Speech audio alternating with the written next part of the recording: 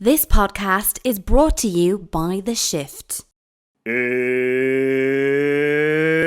story time!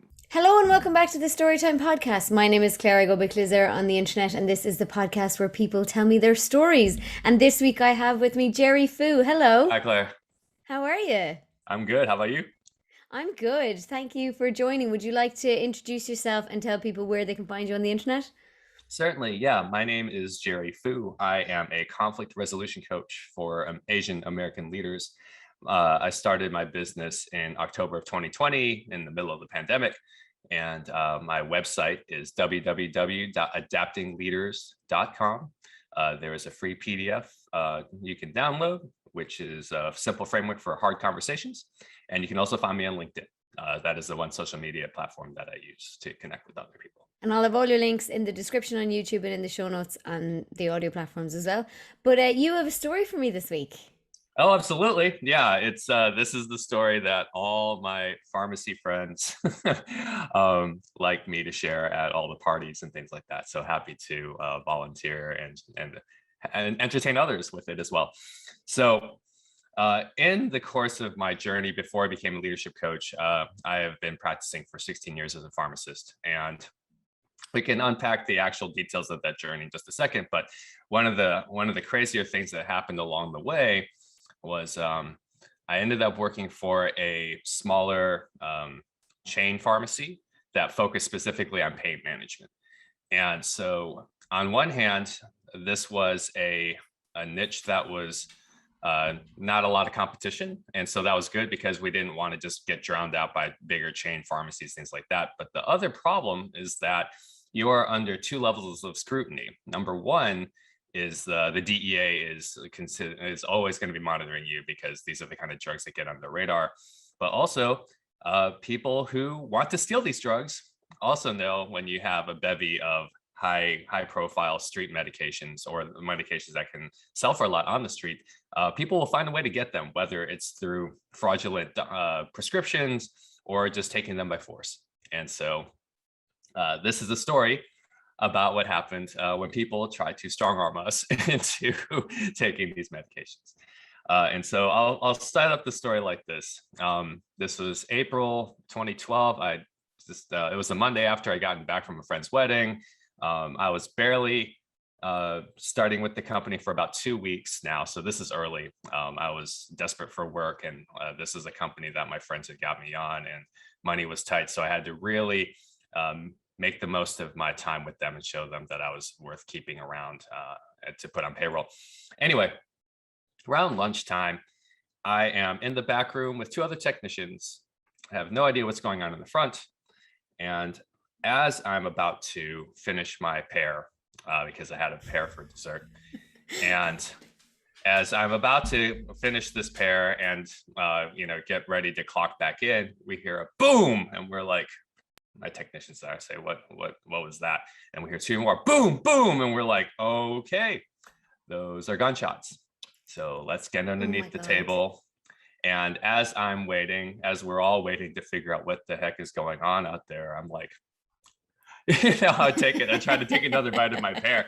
Gotta finish that pear. I know. And my technicians are like, what are you doing? And I was like, this might be the last food I eat. This thing's going to oxidize. No one wants a brown pear. Like, I'm going to finish this. And so, sure enough, we hear sirens, and cops come in. They find us in the back. They escort us out. And as we're walking out the front, because there was only one door leading back out into the patient lobby and back outside, we saw the corpse of the man who tried to rob us. And yeah, that was, I had never seen anything that close like that. So that was my take on what happened. And so now I can go into the full story of everything that played out while we were eating lunch and then finding out the hard way that we were being robbed. So the story starts like this. As I said, this is in April. There was a light drizzle outside our pharmacy. This is not in the good area of Houston. It's on the north side of Houston.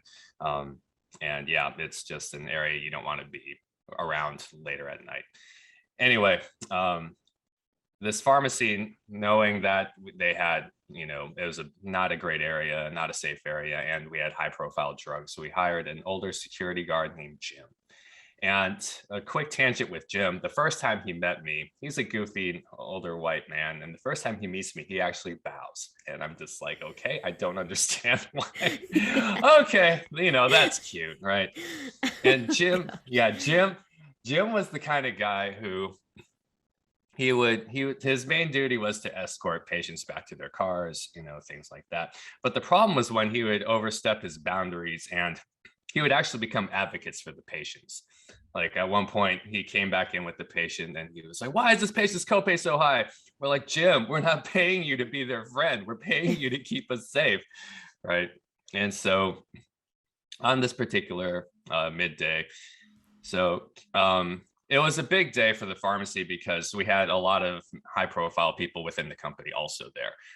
Corporate had come down from Dallas because they said, hey, money's tight. We're going to go down into the Houston Med Center and try to drum up some business.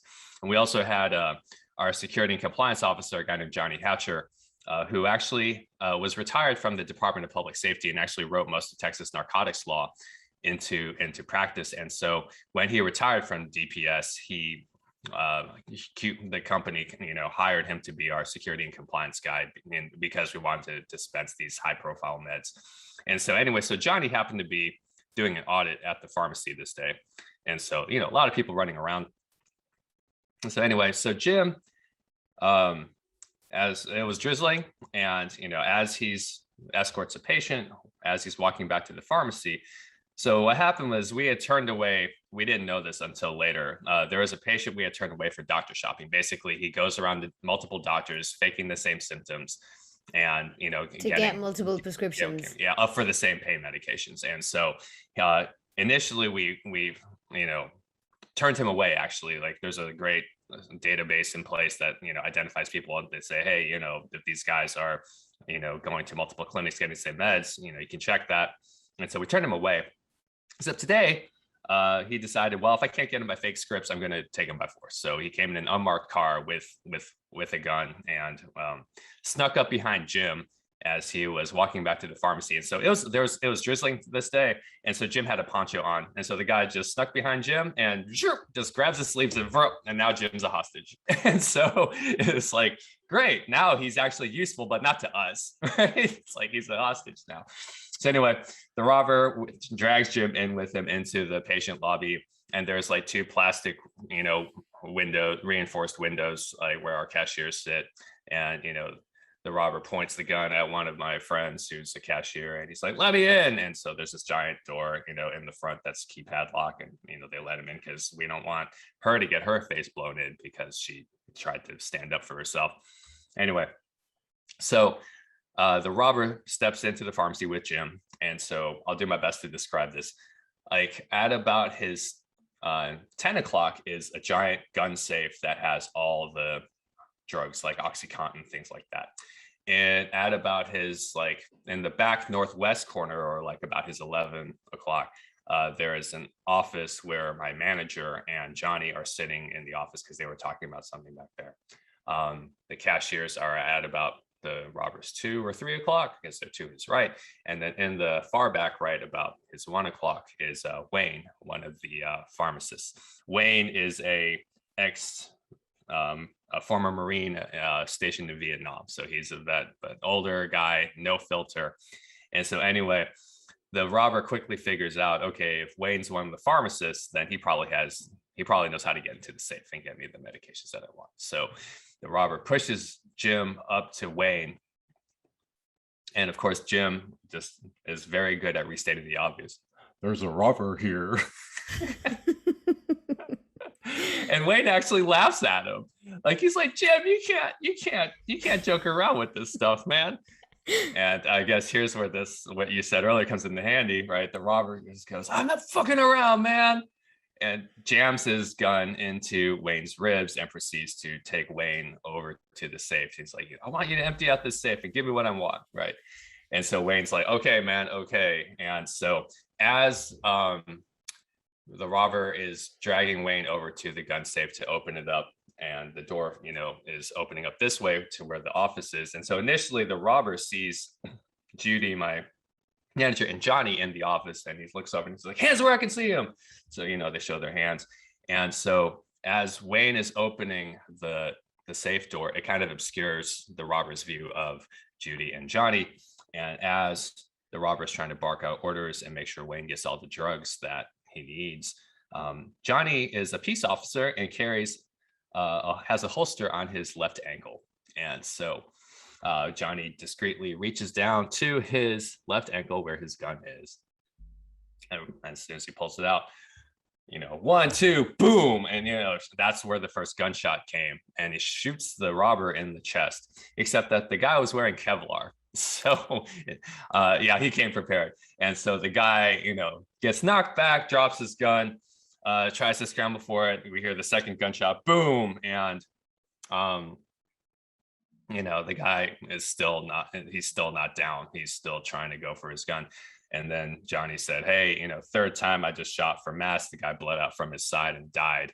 At the pharmacy. And so, and then, just to give you the whole roll of things that happened. So we're waiting outside, waiting for, the cops to tell us what to do and everything else like that. The whole thing's covered in police tape.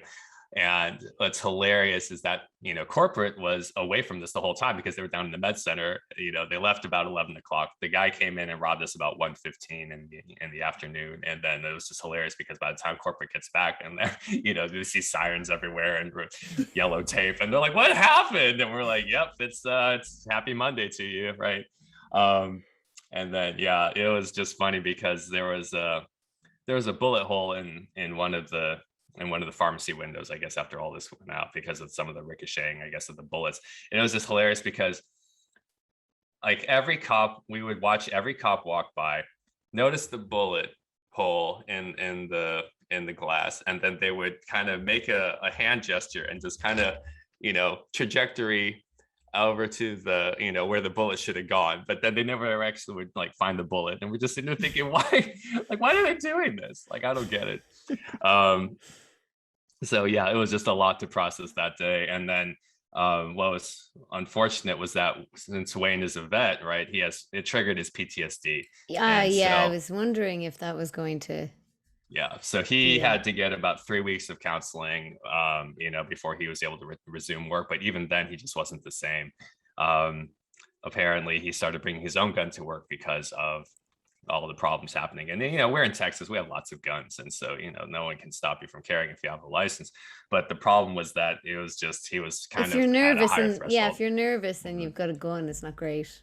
Oh yeah, and that's exactly what basically led to his being let go. It's just that at one point there was a belligerent patient arguing about something at the register, and then one of the other techs overheard Wayne say, if she doesn't shut up, this next bullet's for her. And it was like, okay, Wayne, we got to get HR on the phone and we got to talk about this. So anyway, so that was a heck of a highlight. I mean, I've talked on the podcast to a school student who survived a shooting and her mother as well.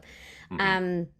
And it's just like it's a really alien thing, I think, for me in Ireland, which is a very I totally understand it's a very privileged thing because we just don't have guns here. Like, fair enough. There is guns in like gangs and things like that, and but like you wouldn't come across one definitely in your sort of everyday life. Mm-hmm. And it's just not as big a fear, I guess, or not as big as a likelihood. Like, it does happen, obviously, but it's just.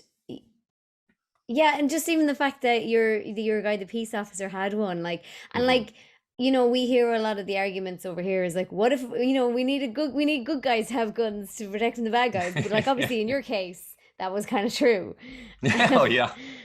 So, and I didn't realize that the guy who worked there was going to end up. I thought it was the guards were going to come, or the police, sorry, were going to come and shoot the guy. But Jesus, someone in your work had to deal with that himself. And then how was he? I mean, what is a peace officer, actually, I should say, just to clarify for the other Irish people listening? Is it like, do they get any training, or is it just that you're allowed to carry a gun, or what does it actually mean?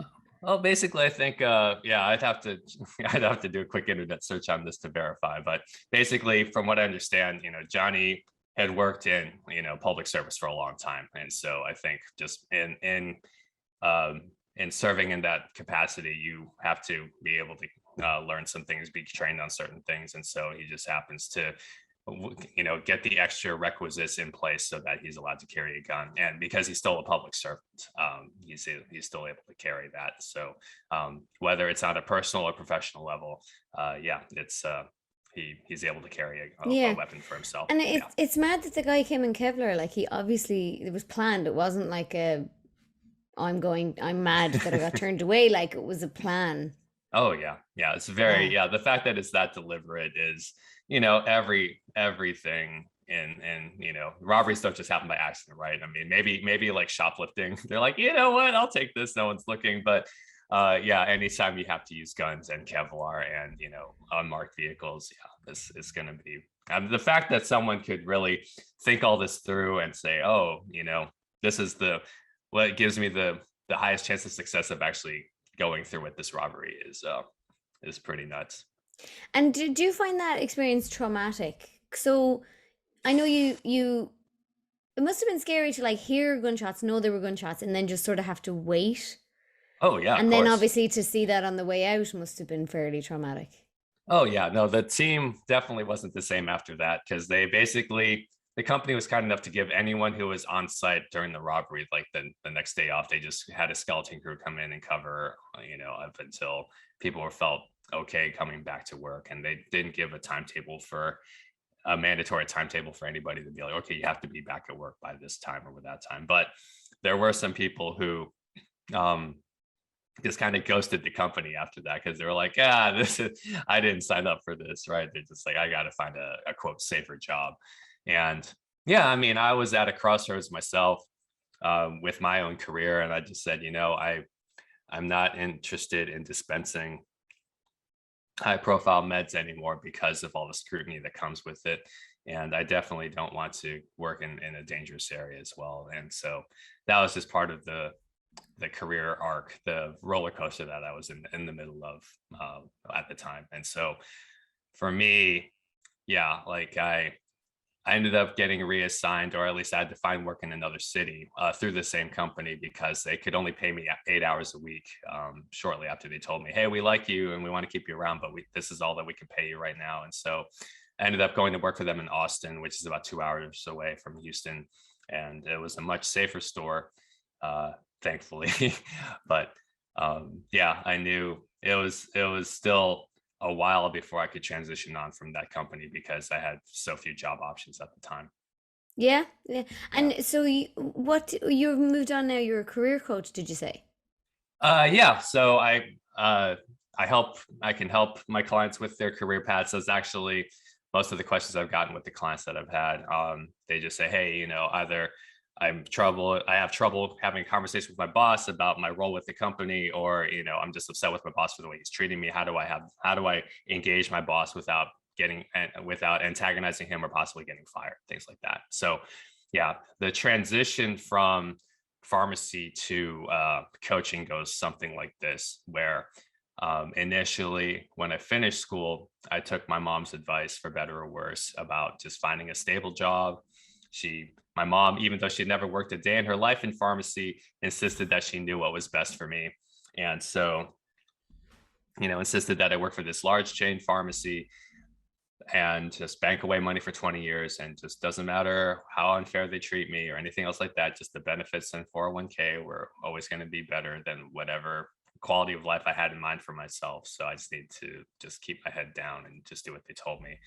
And after 5 years of that, I said, nope, I can't do this anymore. I don't care if you've given me, I just earned the third week of vacation, but I said, if the other 49 still suck, it's just not a good trade-off. So what happened was I initially wanted to get into teaching students, and I didn't have a residency or a PhD because I just was happy, working for the chain at the time. I'd gotten comfortable. And so when I wanted to teach, I didn't have anything to show that I would be good at teaching. But a friend who worked for a pharmacy consulting company said, hey, you can teach through us if you're interested. And my old position is open now that I'm promoted. So if you want to apply for this, let me know. And so I threw my hat in the ring, walked away from a full-time job with benefits to take a part-time job teaching and try to earn my way in. And so I was living in Tennessee at the time, moved down to Houston specifically for this job. And, initially I was just so excited. I thought this would be the last company I'd ever have to work for. 11 months later, I get fired. And yeah, that was, it was unfortunate because it was such a great opportunity with a great company, and didn't want to admit to myself that I had thrown away the opportunity. The simple answer is that I like the idea of being an instructor more than doing the work of actually being a good instructor. And plus, if you don't get along with your supervisor, it doesn't matter how good you do, you're probably not going to stick around. And that's when things got really interesting because I had no connections. I didn't know where to look for work next, and so that's when I ended up at an independent pharmacy, which ended up being the house of cards, and 4 of my paychecks were bouncing as I was filling for crooked doctors. And so, yeah, like my boss was just not good news. It was between all the lies and the fact that I could get in trouble for my license, and he was making all this money that he was withholding unfairly. I had a very well-meaning but misguided view of grace at that point, where I was like, well, even if he doesn't hold up his end of the bargain, let me go honor mine. And everyone's like, Jerry, if you can't pay your bills and he's not paying you, you need to leave. And I was like, okay, maybe in hindsight, that would have been the better decision. And so that was kind of where the QVL or opportunity came in, where my friend said, okay, let's get you out of that job, got me on with this pain management company, except that, survived the robbery attempt and, didn't know financially where I was going to be. I didn't know what my life was going to look like. And so it was that summer in Austin later that year, where I was actually asked to help out teaching some leadership workshops through a pharmacy nonprofit that some of my friends run. And it's something interesting because before with leadership, before I said, oh, I could never be a good leader, I struggled at it, I don't know if I could ever be good at it, so it's just not worth the headache, I just don't want to do it. But after teaching leadership, it started to open up possibilities for me in my own thinking, right? It was just kind of like, well, what if I could be a good leader? What would that look like? How would I carry myself if I were an effective leader? And so that was more of the same try, struggle, fail. I had the opportunity to either stay part-time in Austin or come back to Houston full-time in a manager position. And I said, well, I love my team in Austin, but I know I can't stay safe. And so I'm going to come home to Houston because Houston felt like home at this point, and I'm going to take on the manager position. And even worse was that shortly after that, about 3 or 4 months later, I actually got written up by management because they were not happy with my leadership. My technicians were acting out of line, and I was struggling with conflict. I struggled to write them up, or let alone fire people. And so they said, well, that is a problem, and as long as you're not handling that problem well, your passivity is also a problem. And so I had to get better really quickly. So the tough thing with QVL was that they had some more drama with the DEA, which led to the owners pulling their funding. So that's a fun story, which can also impact. Basically, yeah, right. You're just like, you got bonuses all over this hour. And so the crazy thing with QVL is that, so we had, at the time, we had at its biggest point, they had 8 stores in Texas and 2 in Louisiana. And so the Louisiana stores, what happened was that the DEA raided a bunch of pharmacies in Louisiana, and it turns out they were all supplied by the same wholesaler. And the DEA goes to this wholesaler who also supplied the QVL, and they said, hey, we're looking at this data of dispensing, and this is really bad. Like, there's clearly no level of discretion that you're showing when you're dispensing stock to these pharmacies to move on to patients. So what are you going to do about it? And so this company hits the panic button and just says, okay, we're just going to cut off the top 200 controlled substance ordering pharmacies on our client list. Just point blank, doesn't matter what they're doing or what kind of vetting process they have. We just need to get numbers down. So we're just going to cut these off. And so for about 5 days before QVL could intervene and show them, hey, look, no, we check our patients' profiles, we do our homework, we don't dispense anything unless they clear our standards. For about 5 days, neither of these stores in Louisiana could actually make any money because they couldn't get stock, and so you can't sell what you don't have, right?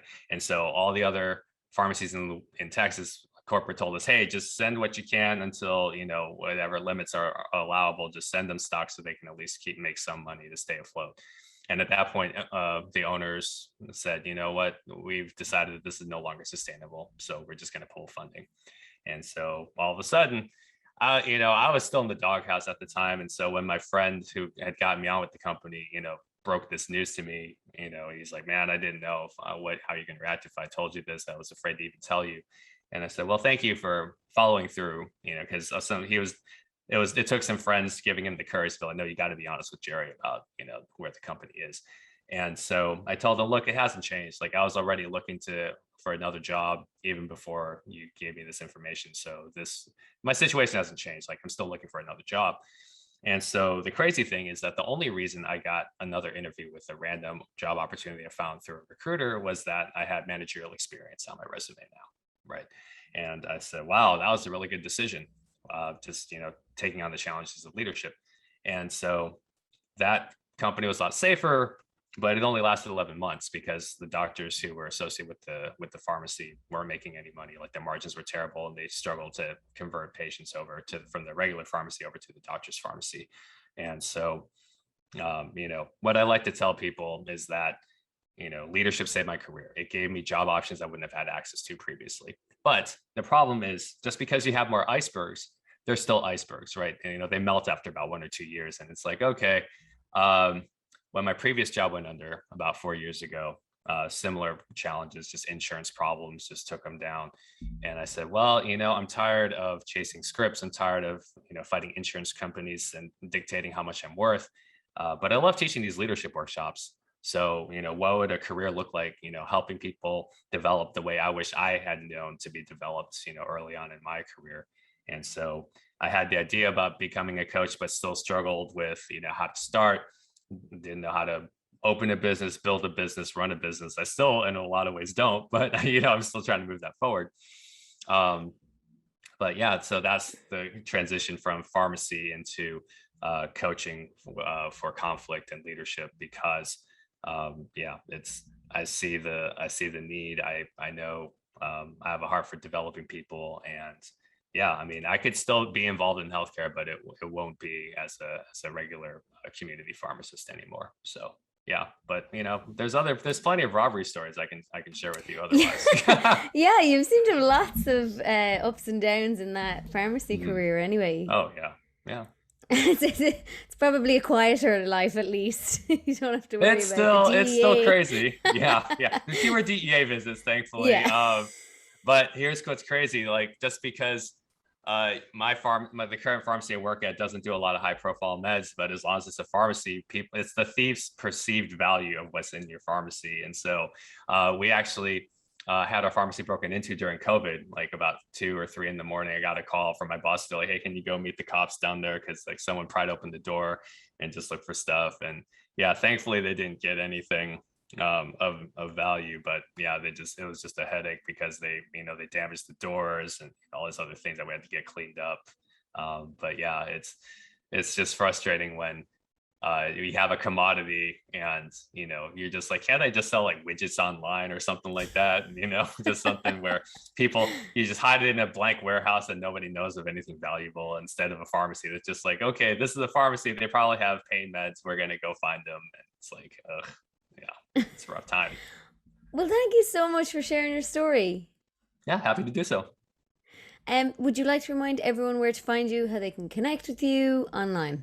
Certainly, yeah. If you want to find me on LinkedIn, that's the easiest thing. Just look for Jerry Fu. Otherwise, if you want more substantive things, you can go to www.adaptingleaders.com. As I said previously, I now have a free PDF download.